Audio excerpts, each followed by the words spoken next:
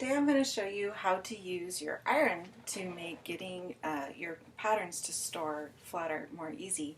Now you can use this to get something back into an envelope if it came in a pattern envelope.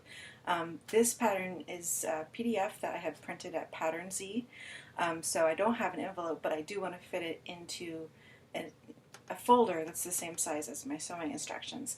So this is already pretty nice and compact. It came folded this way, but I've opened it and messed with it a couple times, so I'm just going to take my iron, which is set to silk, which on this iron is the highest temperature it will do without steam, and I'm just going to gently press that down just to make it a little flatter.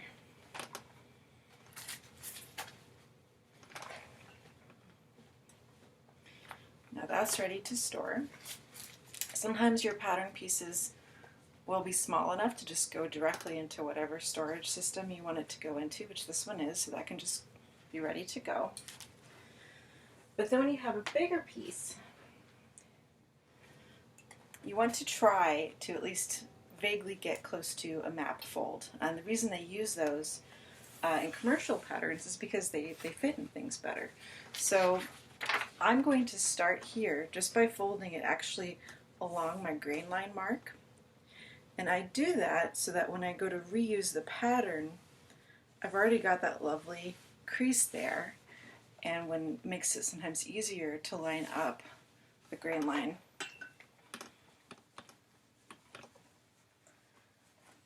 And then I'm going to say, okay, so that's about the width I want. It's a little, it mostly fits, it's a little bit sticking out there, so I could go with the length instead. It's okay, I want it about that long. Fold it over this way. Press that. Flip it over, and then I can choose to bring this in basically as far as I like. Now that's ready to store, and just repeat until you're done with all your pattern pieces.